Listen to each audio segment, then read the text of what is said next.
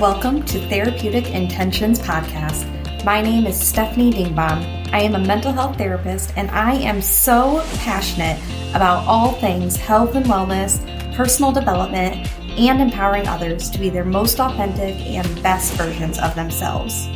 Here at Therapeutic Intentions, we are all about having intentional and authentic conversations on whole body health, healing practices, mindset, and ways to uplevel your life so you can truly be the best version of you. If you are a woman, a mom, hope to someday be a mom, a healer, or just in a place where you want to start prioritizing yourself and your health, then this podcast is for you. I am so glad you're here. If you're ready, let's get to it.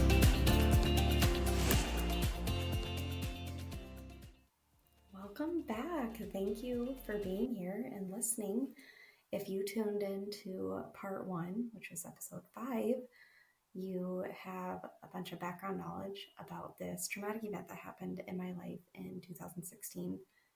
And I want to dive back into that story and finish telling you some of the takeaways that I feel are vital for you to be aware of. And you can probably benefit from hearing these things too. If you didn't listen to episode 5, I highly recommend you go back and listen to that and then come back and listen to episode 6 because this is part 2. I believe you want to hear that one before you listen to this one, or you're going to kind of be lost. So growing up, I used to believe that those stories in the Bible about miracles that God performs, I used to just believe that they're just stories, and that's it. Like fairy tale stories. They're just stories. They're not true. They're not based on real life examples. And growing up in the church and growing up praying and growing up believing in God and Jesus, you hear a lot of stories from the Bible. But having witnessed such an amazing miracle in my own life, I now know and I firmly believe that they happen all the time, all around us, in big and little ways. And I will never lose faith in that. This whole event of breaking my neck opened my eyes to miracles. Like I mentioned, the one of seeing Ben in the ER 6 years after my car accident when I first met him. And honestly, miracles are all around us. If you keep your eyes open, you will see them daily. Again, some are just small little, I like to call them synchronicities because I don't believe in coincidences. But they happen daily. They're all around us. And so many little miracles in this whole experience, honestly, they added up to one giant miracle. When I was in the helicopter on the way to the University of Iowa Hospital, I was just continuously over and over again praying for peace and praying for God to take my fears away. And then minutes later, once I arrived at the ER at the University of Iowa, it was then that I was presented with a familiar face. That is not a coincidence. That's called a miracle. What are the chances that the EMT that showed up at my car accident in college happened to be working the same day that I was airlifted to Iowa City 6 years later? That's a miracle, especially after I was just praying for peace and for the fears to be taken away. When I saw that familiar face, it was like all the fear just dissipated. That's a miracle. And I don't remember this, but Ben came up to visit me before he left at the end of his shift. He came up to my hospital room and he was telling me that when I was in the ER, after I recognized him, which I don't remember recognizing him, that was just what he told me.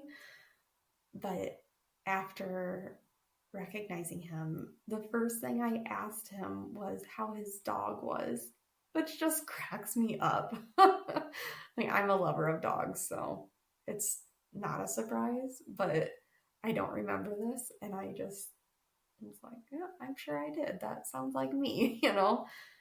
So the fear went away. God answered that prayer.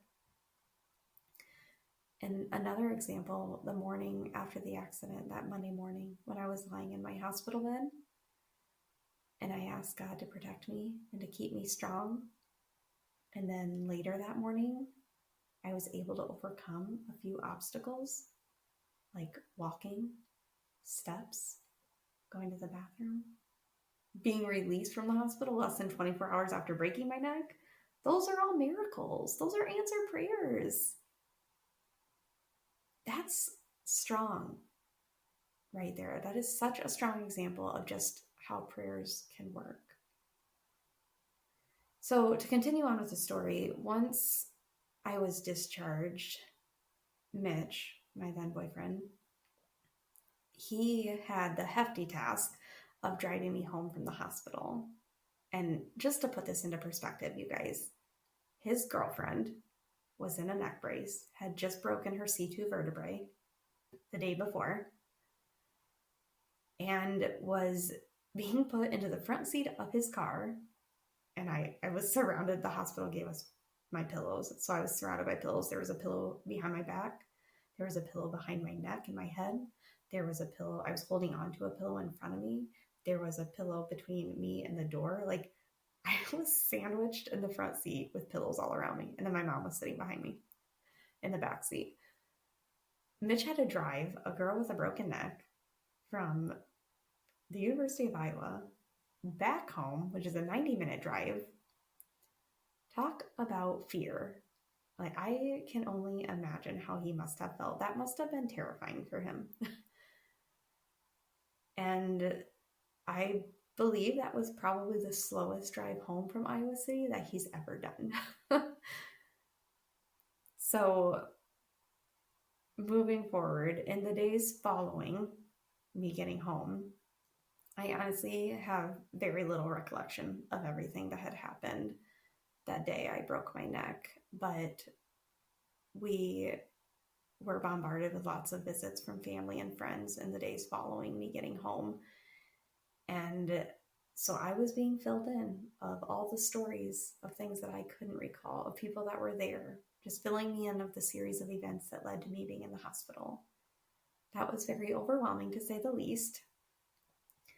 But one of the stories that I was told was about me being rescued from the water seconds after I had fallen from the pyramid. So initially, nobody knew what was wrong. However, I was floating on the water, not moving. And typically when you fall from a pyramid, they train you on the ski team when you fall to raise one or two hands in the air so they know you're good to go. And so the rescue boat can just come and grab you and take you to where you need to be, like the dock or the shore or whatever. I wasn't doing that. I wasn't flailing my hands in the air. I wasn't moving. I was just floating on the water. So the rescue boat came over to me immediately, and they had the difficult task of getting me from the water to the back of the boat to the nearest dock, and then eventually onto the ambulance board. And they had to do all of that without too much movement or drastic movement. Again, they didn't know what was wrong with me at this point. I was told, though, that I was complaining about my neck hurting. And so they had to do all that they could to not move my neck when they moved me from the water to the back of the boat, to the dock, to the ambulance board. That was another big miracle that came out of this entire situation. Had they moved me the wrong way or used too much force, that entire situation could have turned out so much more differently than it did. And to this day, I feel like I owe them so much thanks for responding exactly as they should have in that moment. Their swift and cautious actions honestly saved my life that day. I firmly believe that. They responded exactly as they should have. Like, I truly believe if if they had done anything differently, the whole situation could look very different to this day. So grateful for that. So grateful for those individuals. So the days and weeks following that event, I couldn't be left alone. So pretty much it was like I had to be babysat, for lack of a better word, from that day forward until I at least like built up my strength to be able to walk on my own or go to the bathroom on my own or get up by myself. And I couldn't do those things. I mean, I think it was 3 weeks before I was able to truly stand up on my own again out of a chair. Laying down was still a different story, but I needed somebody there with me at all times, bottom line. So between Mitch and my mom and friends and family, they made sure that somebody was there with me 24 hours a day. And lucky for me, I truly was blessed with an amazing community of friends and family and community members. I mean, even like my family, but also Mitch's family helped out tremendously. I mean, the support was overwhelming, but in a good way. I truly felt like I was being looked out for. And that's a God moment there. Having all of that support, that's a God moment. That's an answered prayer. God definitely provided for me in that time of need. There's no doubt about that. The final miracle that I feel is the biggest one in all of this, well, yeah, it is the power of prayer. I always have been a believer in prayer. I mean, it was how I was raised. But this event, when you are in a situation where you actually witness that power firsthand, that's, your belief is cranked up a notch when you witness it. And the days and weeks after I had broken my neck, I had learned of just the amount of people who were praying for me the day of my accident. That was a game changer. I mean, I was on numerous prayer chains at several local churches and churches beyond our even local ones. Multitude of friends and family and community members that were praying for me. We even had, I mean, all of my family, but I had family that lived over in the country, Turkey. They were praying for me. I mean, word had really gotten out there to surrounding counties and communities. There was so much prayer happening on my behalf. And I truly believe that the outcome could have and would have looked completely different had the power of prayer not been put into practice. And that is a miracle to me. And this whole event, you guys, it truly transformed my spiritual health. And like I said before, we don't know why bad things happen to good people. And we don't know why some people have accidents and end up paralyzed and others have accidents and are able to walk again like me. We don't know. But I do know that God showed himself to me over and over again in my story. He showed himself to me in little ways, and he showed himself to me in big ways.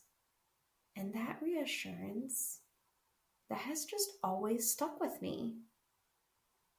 And it's why I choose to practice gratitude so much in my life now, instead of focusing on the negatives in my life. I truly believe that there is always, always something to be grateful for, no matter what the situation is. I mean, I could have been in the helicopter and could have been like, woe is me. Well, F my life. I can't believe this happened. Now I don't get to go to work tomorrow, blah, blah, blah. I mean, really, I could have. But I chose to pray instead. And overnight, when I couldn't sleep, I could have been like, great, I'm not getting any sleep tonight. Well, this sucks. On top of having a broken neck, well, this sucks. But I didn't. I prayed instead. And I chose to focus on the fact that I had movement instead. There is always something to be grateful for, no matter how bad the situation is. I strongly, strongly encourage you to always try to find that ray of hope, because I truly believe it's always there. You choose your mindset. It is not the other way around. The mindset does not choose you. You choose the mindset. If you want things to go down a negative path, then choose to be a victim. Choose to look at it from a negative state of mind. But if you want hope, if you want to see the good, then choose to look at it from a positive perspective.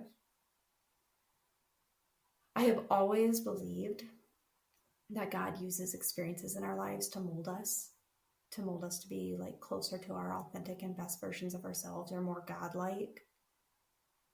And that's exactly what he did in this whole experience. He made me more like him. He made me closer to my best version of me, my most authentic version of me. He got me a little bit closer to that version. And like I said before, mindset's everything. How you choose to look at events in your life, what perspective you choose to have, that can greatly alter how things end up for you. Mindset is huge. I cannot stress this enough, you guys. There is so much to be said on the power of our thoughts and the power of our mindset.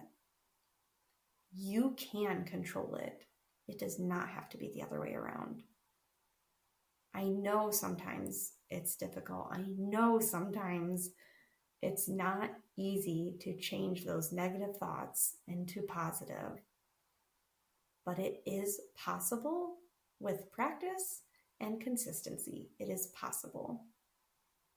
So I encourage you to consider that moving forward after today. Remember how powerful your thoughts are.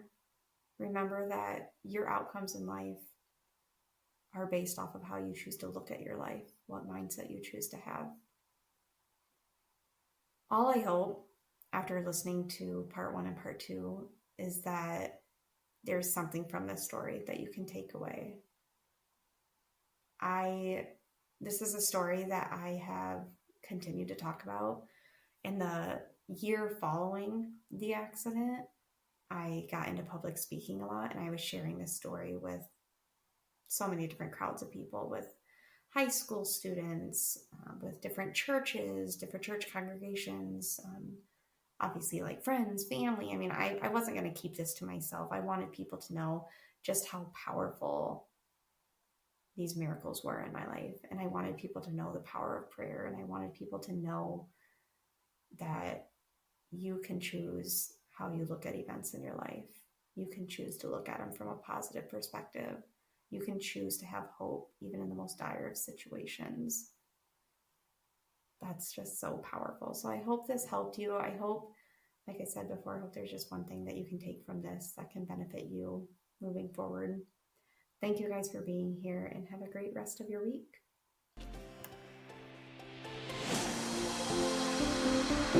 Thank you so much for listening to us. It means so much to me. If there were any aha moments or anything that really resonated with you on today's episode, then please take a minute and share it on your social media and tag me so I can personally thank you. Also, if you could, please rate and review the podcast, as it is new, and that really helps to get the word out there more and reach even more listeners. I'll catch you on the next episode.